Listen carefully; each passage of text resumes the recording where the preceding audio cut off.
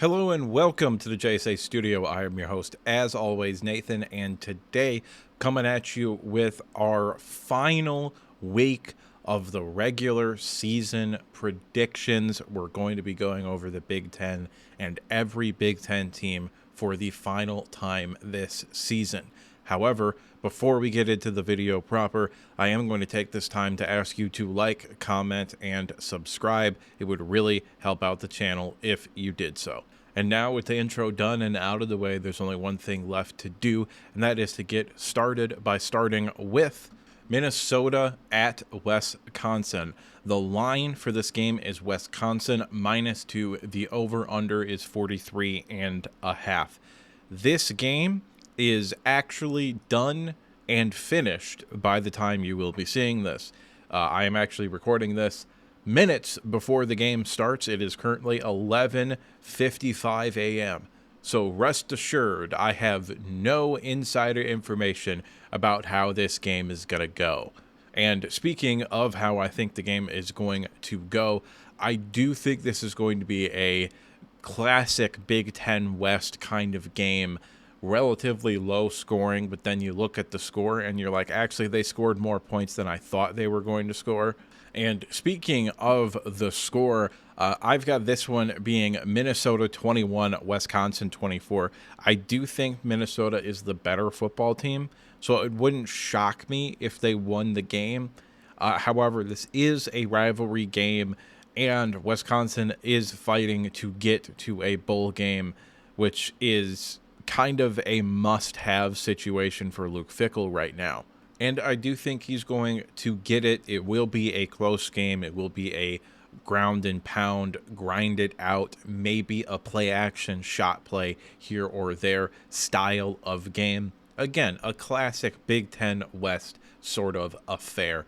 But I do believe Wisconsin is going to come out with the victory.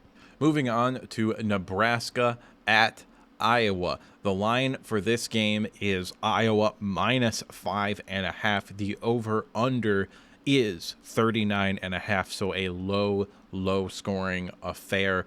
I agree with that assessment. I do think this is going to be low scoring. And I also think Iowa should be right around a touchdown favorite, which is where they are. All in all, Nebraska's big win this season came last week.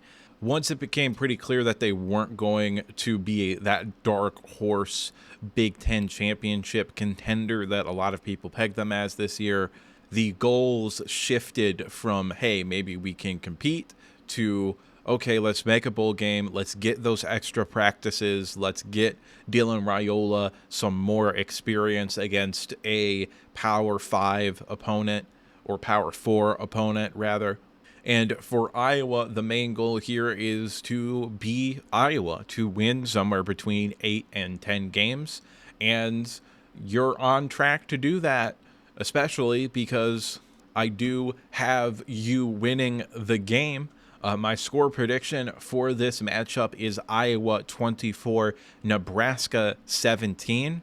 I'm not a big believer in Matt Rule as a head coach. However, if he can use the transfer portal to get some weapons offensively, give Dana Holgorsen a full offseason to implement his offense, this could be a very, very good team heading into next season. As far as Iowa goes, the defense, even though it's still good, it's not great like it has been the past few years. And if you had that elite defense, you might only have one loss this year. I also think if you were starting Sullivan the whole time instead of McNamara, you also might have a better record. So heading into next year, hopefully you can get back to having that elite level defense.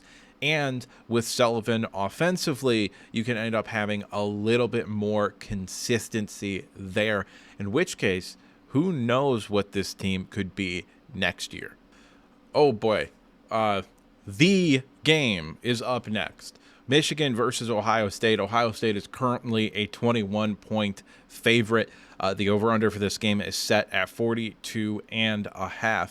And for those of you who maybe don't want to sit there and do the math, that would suggest that Vegas believes the score of this game is going to be Ohio State 35, Michigan 7. And if I'm being honest with you, I don't disagree. I mean, come on, we all know what this game is going to be. My only hope is that I somehow hope that Ohio State fans aren't fucking stupid enough to act like complete buffoons in victory, or at least, in my comment section, don't act like a complete and utter asshole, because what are you actually going to accomplish? I don't talk shit, so I don't know why you're talking shit to me. There's that old saying, if you can't take it, don't give it out. Well, motherfucker, I can't take it. So I don't give it out. I don't talk shit. I don't like doing it. I don't particularly enjoy smack talk as like an entertainment aspect, which is why I don't like boxing or the UFC, for example, because that's effectively all that it is. Anyway, I do want to say one thing. No, Michigan did not beat you the past 3 years because they had your place. If you believe that, quite literally, you do not deserve to have an opinion. If you are that dumb, you do not deserve to be able to speak your opinion. The First Amendment should not apply to you because you are that fucking stupid. Michigan had better coaches, they had more high-end NFL talent, and all 3 seasons, they wanted it more than you did. They also had an honestly unbelievable edge in the coaching match. Like, Ohio State's coaching staff is elite. Michigan's coaching staff might be the best collection of coaches we've seen at the college football level ever. Quite literally. I don't say stuff like that lightly. I know what I'm talking about. And this is like 1995 Cleveland Browns level shit. There's a very real possibility that Michigan had 3 head coaches on their coaching staff and 2 more NFL coordinators. All right, anyway, I'm not going to come here and talk shit. I will take my medicine, so to speak, if you want to gloat, you want to talk about how great it was to finally beat Michigan, but that only goes so far, all right? If you want to come in here with bullshit, you're just going to get banned. All right, all that said, my official prediction for this game is Michigan a little, Ohio State a lot. This is going to be an ass beating. Ohio State, if they are capable of scoring 10 points, is going to win this game. Because Michigan is not getting to double digits against the number 1 defense in the country. It's not going to happen. Unless they get like a defensive or a special teams touchdown or on some bullshit trick play, okay?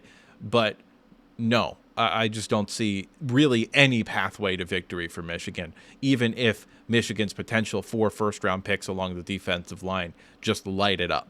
I just don't see it happening. However, this is also exclusively a reverse psychology sort of situation. That's why I picked Ohio State to win last year. That's why I predicted Ohio State to win preseason when I thought Michigan was actually going to be a decent team. So, all that being said, it is what it is. Moving on to our next matchup here, Illinois at Northwestern. And even though Northwestern is at home, I also don't really think that this is going to be much of a game. I desperately want Illinois to get to 10 wins. Now, unfortunately, they're probably going to draw like Alabama or Ole Miss in the bowl game, which means they're probably going to get their asses beat. But maybe they don't draw those 2 teams. Maybe they get Missouri and maybe they get somebody else. I don't know. Maybe they just win the game because everybody's opted out for those 2 teams. But that's a conversation for when we get to bowl games here. As far as this matchup goes, yeah, I really just don't see a pathway to victory for Northwestern. You did really, really good last year. You're not doing good this year. Hopefully next year you can take a step in the next direction, and then the year after that you can get back to what you were last year, which was a team fighting for 8 or 9 wins. The line for this game is Northwestern plus 7.5. The over-under is 44.5. And I have this game going Illinois 24, Northwestern 14. I do think Illinois is going to handle business, especially with how bad Northwestern looked last week against Michigan with their season on the line. I just think they're overmatched in this game, and Illinois cruises to a victory. Another quicker matchup to go through here, Maryland at Penn State. The line for this game is Penn State minus 22.5. The over-under is 50.5. Now, I don't particularly see a victory pathway for Maryland in this game, even though Penn State, in my opinion, just honestly isn't that impressive. However, I don't really think there has been an impressive football team this year. However, Mike Locksley knows he's coaching for his job. An upset here might save his job a little bit, especially with the recruiting class that they have coming in. However, I'm not sure that even a win here will save his job.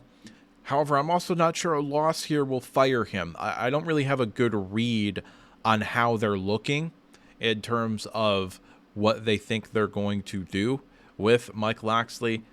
Honestly, as a Michigan fan looking to hire him as an offensive coordinator, I hope they do fire him. But maybe they do that, maybe they don't. I'm not sure. I got the final score for this one as a Maryland 21, Penn State 35. I just don't see really any scenario where Maryland has the ability to slow Penn State down offensively, and whether or not Penn State can actually keep what I believe will be a motivated Maryland football team under 20 points, because they can still score if they want to. Mike Locksley and Josh Gaddis, offensive coordinator, have done a good job at being able to put up points the past few years since they've been together. Moving on to a big one here, Notre Dame at USC. USC with a W here could very easily end Notre Dame's playoff chances. Flat out and straight up. A 10-2 Notre Dame team, I don't think gets in over a 10-2 Clemson team with a victory over South Carolina, or a 9-3 South Carolina with a victory over Clemson. I don't think Notre Dame at 10-2 gets in over either of those teams. Now, all that being said, Notre Dame is favored here by more than a touchdown, as the line is USC plus 7.5. The over-under is 51.5. I understand that USC is going to be playing out of their mind. There have been rumors that may or may not be substantiated, but they are from places where I don't think you can just crumple them up and toss them aside, that USC might be looking to move on from Lincoln Riley. However, a win here would probably save Lincoln Riley's job. This is a rivalry game. I'm not sure how big of a rivalry game it is, to be honest with you, because I don't really care about Notre Dame or USC, because Notre Dame isn't part of the Big Ten and USC wasn't part of the Big Ten until last year. I am going to make a effort to watch this game over other games tomorrow so that I can kind of see what this is all about. All that being said, I do have Notre Dame winning this game pretty easily. I just think the way that Notre Dame can run the football is just going to be too much for USC. USC, I still don't think has a very good run defense. And even though I do like Lynn, their defensive coordinator, quite a bit, and I do believe he's going to be able to get that defense to at least be competent headed onward. This year, they're not there yet. And Notre Dame, I do think, is going to be able to handle business, and they're going to win by the score of Notre Dame 28, USC 17. Moving on to one of the more interesting matchups to me as a Big Ten fan, Rutgers at Michigan State. The line for this game is Michigan State minus 1.5. The over-under is 47.5. The question in this game is, what version of Rutgers shows up? Does the Rutgers that beat Minnesota and Washington and kept it close against a very good Illinois team show up? Or does the Rutgers team that got ass blasted by Wisconsin at home and lost to UCLA show up? Because if the good Rutgers team shows up, I don't particularly think there's a whole lot of chance that Michigan State wins this game. They have been a hot mess this season. There's just no other way to look at it. And I understand that Jonathan Smith is going to attack the transfer portal this year. I get it. I'm fully aware of that. And I do think Michigan State will be better next year, especially with Childs having a full season of starting under his belt, as well as some growth from the wide receiver position and potentially a better offensive line. The line for this game is Michigan State minus 1.5. The over-under is 47.5. And this is more of a gut feeling kind of prediction than anything else, but I think good Rutgers is going to show up and keep Michigan State out of a bowl game and get them an early start on the offseason. Rutgers 24, Michigan State 21 is, in fact, the score that I'm going to predict this game ending up at. Fresno State at UCLA is the next game up here, and I just have nothing to say about either of these teams. The line is UCLA minus 9.5. The over-under is 46.5. And I am predicting UCLA to win by right around what the line is at. I have this game going Fresno State 17, UCLA at 27, so they end up with a W to end the season. Another quick one here, Purdue at Indiana. The line is 30 points, basically. Indiana minus 29.5. The over-under is 56.5. The question is really whether Indiana is going to cover the over-under by themselves in this game. And I do have them falling short of that feat there. I have this as Purdue 10, Indiana 45. Just an absolute blowout for Indiana this year. Moving on to our last game here, arguably the most competitive rivalry of the past decade or so of anybody on this list here. Washington at Oregon. The line is Oregon minus 19.5. The over-under is 50.5.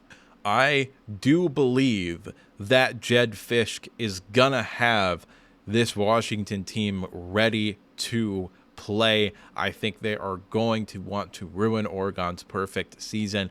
Both teams are coming off of a bye week, so they do have a very rested and potentially healthier than most teams heading into the last week of the season type of feel to this game.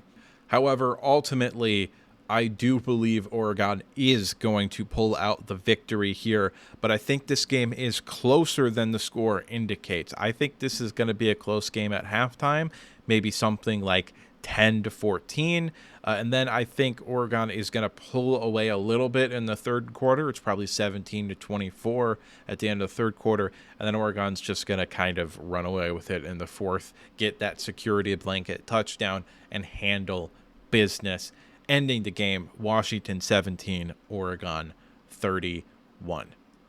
But that's just me. And what do I know? After all, I'm just some asshole on the internet giving you his opinion. So at this point, I'd like to remind you to like the video if you liked it, subscribe if you want to see more content like this, and if you disagree with me at any point, or you just have something to say, go ahead and drop a comment down in the comment section below.